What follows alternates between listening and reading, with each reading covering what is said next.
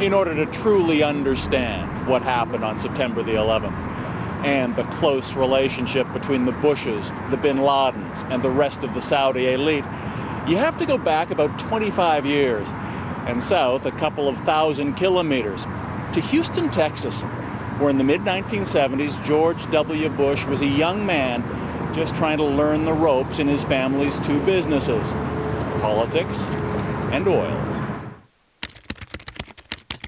George Sr. struck it rich in oil, became a congressman, then director of the Central Intelligence Agency, where it said he first won the friendship of the Saudi royal family by arranging CIA training for their palace guards.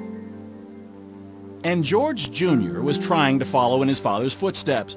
A Harvard business grad, he dabbled in politics and the Texas Air National Guard.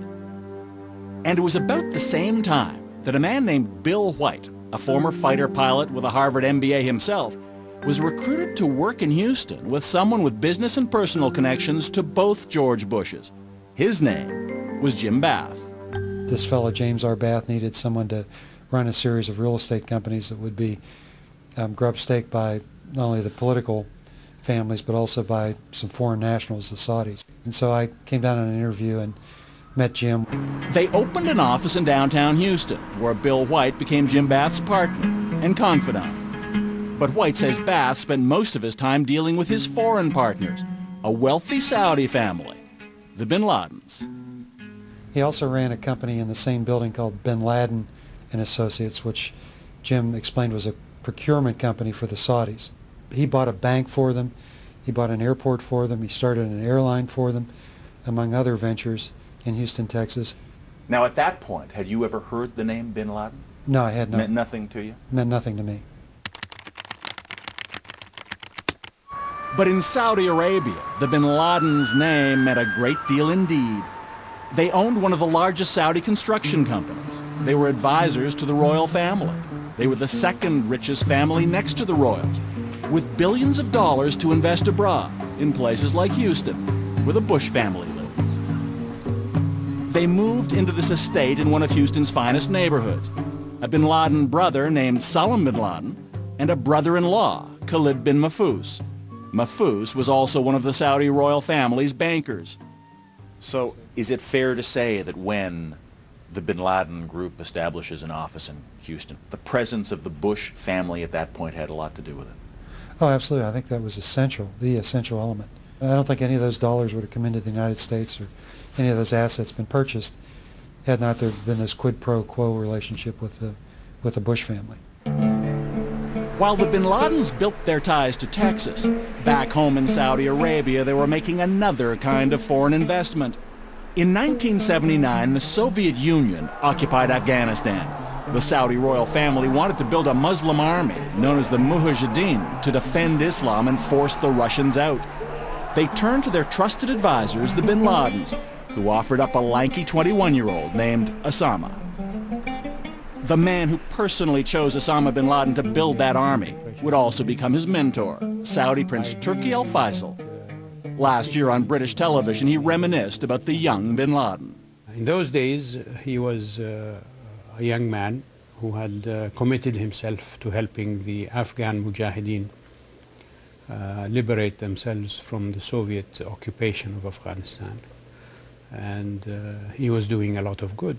He was bringing support and aid to the Mujahideen. Meanwhile, back in Houston, the Bush family was also on the move. George Sr. was about to become vice president, and his son made a career decision too. By the late 70s, George W. Bush was setting out on his own. He established an oil exploration company that he called Arbusto, a Spanish word that loosely translated means bush. But before Arbusto could find oil, it needed to find some money, operating capital. And apparently George Bush knew where to look. Well, Bath had told me that he had used Saudi money to fund George Bush Jr.'s foray into the energy business. This is the Arbusto Corporation? Yes, the Arbusto partnerships. As Bath's partner, Bill White, says he had access to information about the financial dealings between the Bin Laden family and George W. Bush. He later obtained Bath's personal financial statements when the two had a falling out and became involved in litigation. On schedules that show his partnership interests, he shows a personal partnership interest of $25,000 invested in Arbusto 79 and another $25,000 investment in Bush 80. But according to White, that share was only Bath's commission for investing the bin Laden's money with Bush. Do you have any knowledge of how much money the Saudis put in? Well, he told me it was in excess of, $1 million. So there's no question in your mind whatsoever that whatever went into George W. Bush's companies from Jim Bath was money from the Saudis. 100% of it was Saudi money. And George W. Bush would have been aware of that? Oh, absolutely. But that wasn't all. A few years later, another oil company in which George W. Bush was involved needed cash. It got a reported $25 million, again, thanks in part to Bush's old Houston neighbor, Khalid bin Mahfouz, Osama bin Laden's brother-in-law. And it wasn't only George Bush the son who benefited. The bin Ladens did business with the Houston bank where George Bush Sr. was on the board. What time is it? Victory time. This is the non-political part of this. Come on. And businessman Bill White says whether Bush Sr. knew it or not, the bin Ladens were also generous with him when he ran for president in 1988, allegedly finding a way around the U.S. ban on foreign campaign contributions. My understanding from Bath was that they were making campaign contributions by taking briefcases full of cash to the law firms. They would give the cash to the lawyers, and then each of the lawyers in turn would make a $1,000 campaign contribution to Bush. Which would presumably be against electoral law in the U.S. Well, it is against the law, but it's obviously covered by virtue of the attorneys making the contributions. And when George Bush Sr. became president, as with George W. more than a decade later, the Saudis occupied a special place at the White House. The Oval Office always open to one man, Saudi Arabia's ambassador, Prince Bandar. He's got instant access. He calls them up, says, I'm coming over. He's got instant access to the CIA, anybody he wants. He can summon people. He can call anybody up at home at any time, which most ambassadors in Washington cannot do. Robert Baer served with the CIA for 21 years and spent much of that time in the Middle East. What is the George W. Bush calls Bandar? Bandar Bush? Bandar Bush, yeah, he calls him Bandar Bush. You know, that's fine. Bandar's a great ambassador. It works great until you turn a blind eye, until you believe everything Bandar says. Baer believes that Bandar's position is symptomatic of the blind self-interest on both sides. That's the Saudi-American relationship's fatal flaw. It's a lesson George W. Bush and his administration wouldn't learn until it was much too late. Had Saudi Arabia been acting as one might expect a true ally and friend to act, could they have told the U.S. all they needed to know about the real threat posed by bin Laden? They knew everything. They were the source of fundings that went to buy arms, to buy bombs through their charities. And those charities in Saudi Arabia are all controlled by the government to some extent. It was 1991. The Gulf War was over.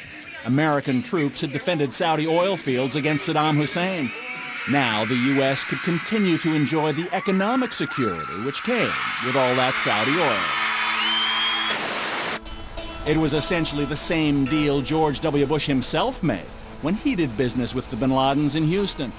One side got a powerful partner, the other, oil and money. Former CIA agent Robert Baer. The United States depends upon Saudi Arabia for its oil production. Saudi Arabia also recycles all the money it makes off oil in the United States and puts trillions of dollars in our banks. It pays for presidential libraries, anything you can imagine. And the Clinton White House wasn't immune to Saudi charm either. It was difficult not to give the benefit of the doubt to the biggest buyer of American military hardware with the deepest pockets in the stock market, not to mention the world's largest oil reserves. Which is why after George Bush Sr. left office and became a senior advisor to the powerful international investment firm, the Carlyle Group, he paid a number of visits on their behalf to his good friends, the Saudi royal family and the bin Ladens. A very nice reunion with friends.